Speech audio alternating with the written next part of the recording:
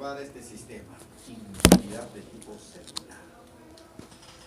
Contra virus, contra hongos, contra células extrañas, rechazo de trasplantes, etc.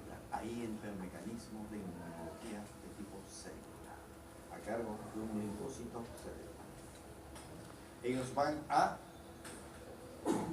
organizar la defensa produciendo anticuerpos, produciendo células citotóxicas, produciendo rechazo, produciendo defensa inmunológica compleja.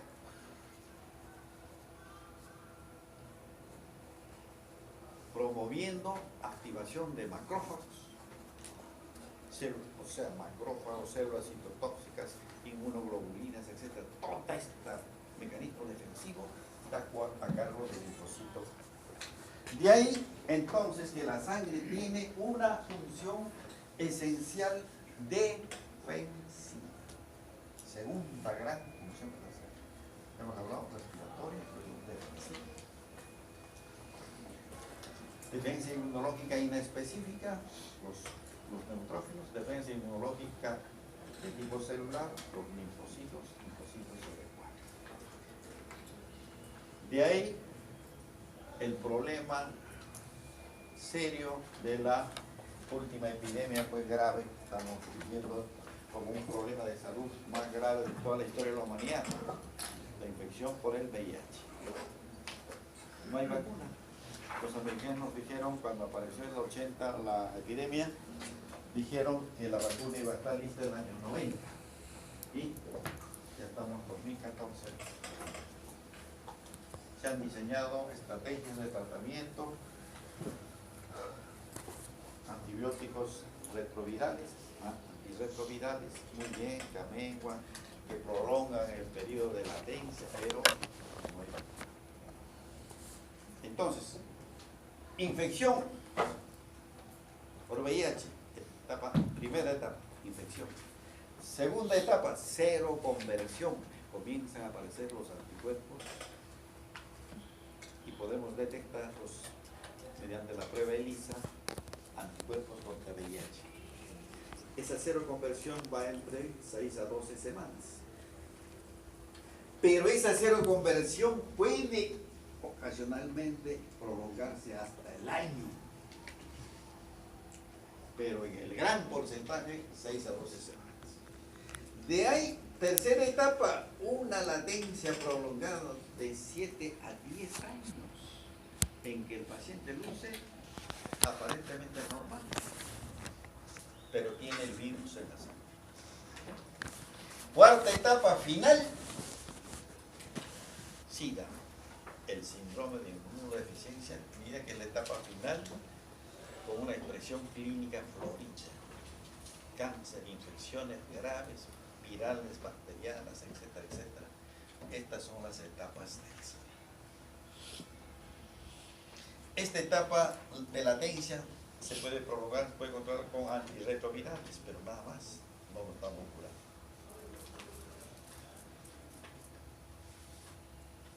Inclusive, aún en esta etapa están trabajando con pacientes SIDA. Conocemos personajes. Pero cuando empieza la multiplicación viral nuevamente, viene la etapa final y ya esta es la etapa final del SIDA. No hay vacuna. Entonces, a pesar que nuestra defensa inmunológica es estratégica, múltiple, con síntesis de inmunoglobulinas específicas, citotoxicidad de células, activación de macrófagos. Sin embargo, lesionada esta célula, entonces se deprime la defensa inmunológica frente a este virus. Y las plaquetas o trombocitos intervienen en los procesos de coagulación y trombosis. ¿Qué pasaría si no tuviéramos plaquetas? Moriríamos sangrando, como pasa con los pacientes de cáncer. Les dan quimioterapia, dañan las células madre de las plaquetas, que son los megacariocitos en la médula ósea, y se produce trombocitopenia por quimioterapia.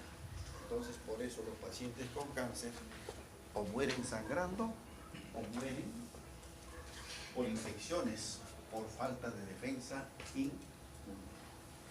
Porque la terapia anticancerosa es inespecífica, también daña las células normales, salvo algunas drogas que son orientadas, pero la quimioterapia en general es una terapia de riesgo. Ese paciente tiene que ser protegido con transfusiones, con reemplazos celulares, si no, su gran riesgo es sangrado por falta de plaquetas o infección por falta de, por ejemplo, neutrófilos, granulocitos, por daño medular por quimioterapia, en este caso, por quimioterapia.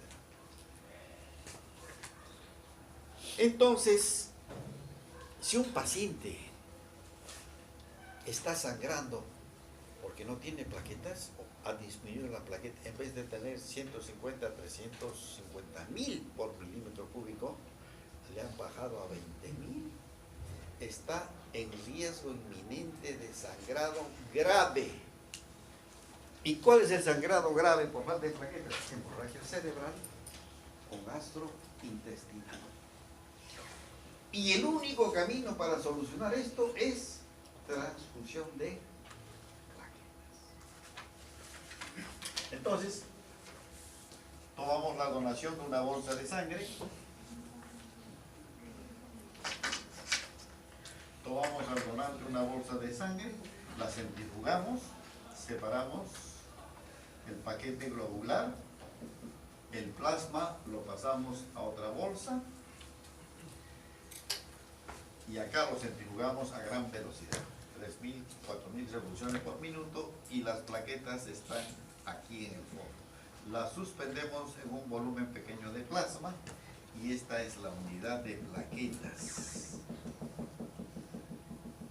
Unidad de plaquetas, ¿por qué? Porque proviene de una unidad de sangre, de 500 ml. Entonces, una unidad de plaquetas es la cantidad total de plaquetas que hemos concentrado de una unidad de sangre. ¿Y podemos calcular cuántas plaquetas hay acá?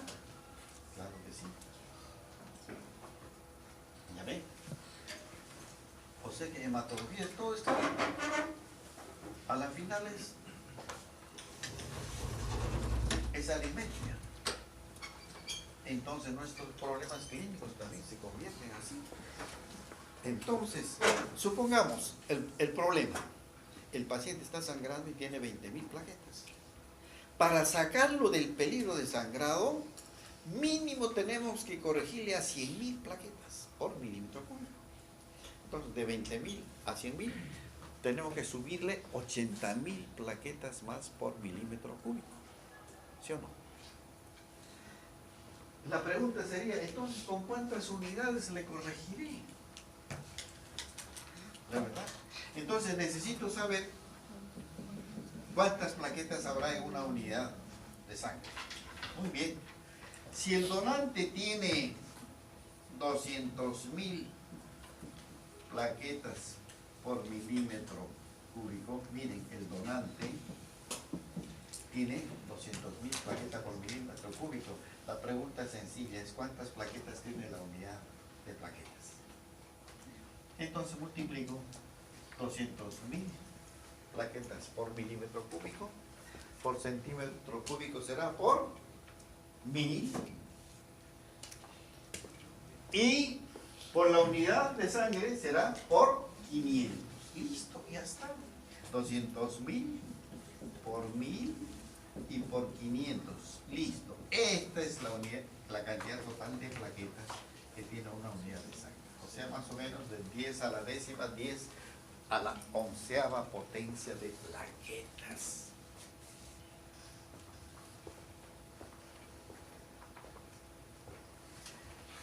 En términos prácticos, que matemáticamente lo podemos demostrar, una unidad de plaquetas transfundida le va a subir al paciente sus plaquetas más o menos en 10.000 plaquetas más por milímetro cúbico.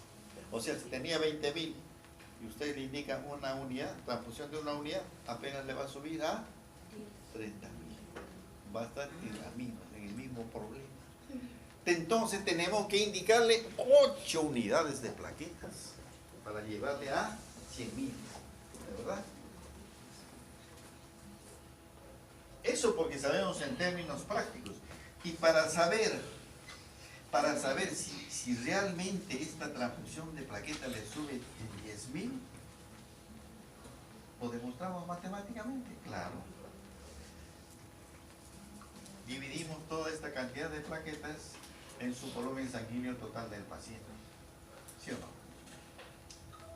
Y luego por ciento y por milímetro cúbico, y vemos que le va a subir alrededor de 10.000. Listo, ¿ven? Matemáticamente. Y el volumen sanguíneo total del paciente deducimos por su peso corporal. Si nos dan su peso corporal, si es hombre o mujer, entonces deducimos su volumen sanguíneo total. Entonces dividimos toda esta cantidad de plaquetas entre su volumen sanguíneo total. Y esa es la cantidad que le está incrementando de plaquetas.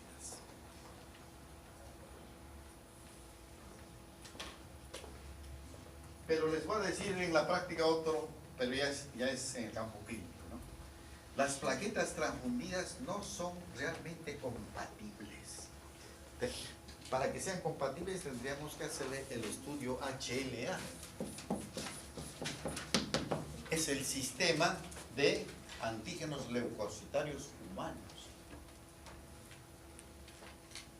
Generalmente las plaquetas en la clínica se transfunden sin ese estudio, que sería engorroso, ¿no?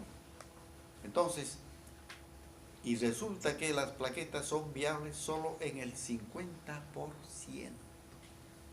porque estamos transfundiendo plaquetas no compatibles exactamente por el sistema HLA. Los otros sistemas son grupo sanguíneo y el factor RH. 3 sistemas que se estudian, por ejemplo, para trasplante de órganos, ¿no? Y este es más importante. Tiene que haber compatibilidad de grupo sanguíneo, compatibilidad de factor RH y compatibilidad de antígenos leucocitarios humanos. Entonces, por ejemplo, para trasplante médula ósea, esto es obligado. ¿Cómo le vamos a trasplantar una médula ósea que no sea compatible? Imposible. Tiene que ser compatible. Por eso tiene que ser un donante familiar, un hermano generalmente. Uno de los hermanos puede ser compatible y él es el donante de médula ósea. En la población abierta, muy difícil. Por eso existe una suscripción y una base de datos universal, internacional. Cuando buscan un donante, necesitamos de esta compatibilidad, entonces dice, acá tenemos un donante. Pero es bien difícil. ¿Ven cómo se complican las cosas? Entonces, paciente sangrando por falta de plaquetas, lo único que tenemos que hacer es transfusión de plaquetas. Entonces, si tiene 20 o 30.000, tenemos que subirle a 100.000 plaquetas. Ahí sí está protegido. Y entonces tenemos que transfundirle 2 veces por semana.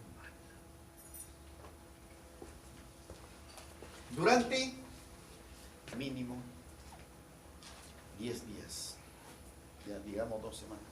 Porque las plaquetas se forman por el proceso de la trombocitopoiesis en 10 días. Las plaquetas en la médula ósea se forman en 10 días. Su vida media es de 10 días. Pero como son compatibles solo en un 50%, se transfunden 2 veces por semana. Imagínense, y el pobre paciente, ¿de dónde va a sacar 8, 16 donantes por semana? Segunda complicación. 16 donantes por semana, por 2 semanas, 32 donantes. ¿De dónde va a sacar el paciente 32 donantes? Esto se ha ido solucionando con la tecnología. solo donante puede donar el equivalente a 10 donantes de sangre cuando la máquina le concentra sus plaquetas. Es una máquina separadora de células. Se conecta al donante, va una unidad de sangre, le separa las plaquetas, el resto otra vía se lo devuelve. Se sigue haciendo el ciclo hasta que concentramos una bolsa equivalente a 10 unidades de plaquetas de un solo donante. Entonces, con 2 donantes nomás podemos solucionarle el problema al paciente, pero con esta máquina separadora de células. Ustedes pueden creer, esto ya sería historia de la medicina, pero bueno, esta máquina es fundamental, esencial, mucho más esencial pues en un hospital donde tenemos pacientes oncológicos, porque el 50% del tratamiento del paciente oncológico es banco de sangres, transfusión, leucocitos, plaquetas, glóbulos rojos, etc. Entonces necesitamos una máquina separadora de células. Era el año 80 y tantos y el hospital de enfermedades neoplásicas no tenía una máquina separadora de células. ¿Pueden creer eso? La primera máquina que vino lo tuvo el hospital militar. Yo estaba en mi hospital naval, tampoco no teníamos. Presentándole la importancia del trámite insistente para comprar una máquina, no me compraban, se devoraban. Y mis pacientes se salvaban utilizando la máquina del hospital militar. Llevaba mi donante, concentraba mi bolsa, lo traía y lo transfundía. Entonces ya había acumulado una estadística de tratamiento fundamental, crítico de pacientes con esta máquina y que se estaban salvando. Aún así, se demoraron en comprar. ¿Y cuánto cuesta esta máquina? Lo que cuesta un automóvil. Imagínense ¿cómo un hospital no va a poder comprar una máquina separadora de células? Imagínense, década del 80 y más. Recién el hospital de enfermedades neoplásicas comenzó mejor su banco. ¿Cómo voy a darle quimioterapia a un paciente si no tengo un banco de sangre de soporte suficiente para cubrir el tratamiento quimioterápico? Entonces, las plaquetas intervienen en coagulación y trombosis. Generan el inicio del trombo. El primer trombo que se forma es el trombo plaquetario primario. Frente a un estímulo, cuando se abren los capilares, cuando la sangre entra en contacto con el colágeno, las plaquetas se activan, migran y tapizan la lesión. Como cuando vamos a hacer una prueba en laboratorio en tiempo de sangría, produciendo una herida en el lóbulo de la oreja con una lanceta, entonces va a comenzar a perder sangre gota a gota. Y cada vez la gota, recibiendo en un papel filtro, se va poniendo cada vez más pequeña, más pequeñita. Primero es una mancha así, así, así, así, hasta que cesa de sangrar. Medimos el tiempo, 1 a 4 minutos. Dejó de sangrar. ¿Y por qué dejó de sangrar? Porque las plaquetas se activaron, formaron el trombo plaquetario. Entonces, la primera defensa contra el sangrado opera las plaquetas. Si no hubiera plaquetas, seguiríamos sangrando. Como les voy a contar un caso clínico. Cuando la niña nace,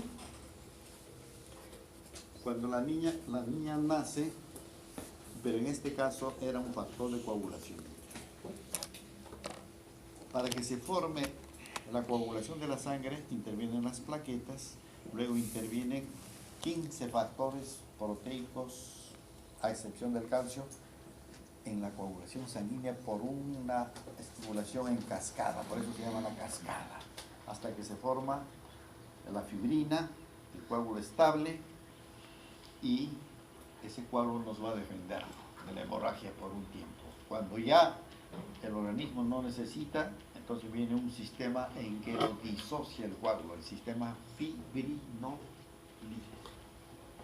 Entonces, en un capítulo especial vamos a ver la coagulación de la sangre y los problemas, desde las hemofilias hasta los trastornos. trastornos activistas.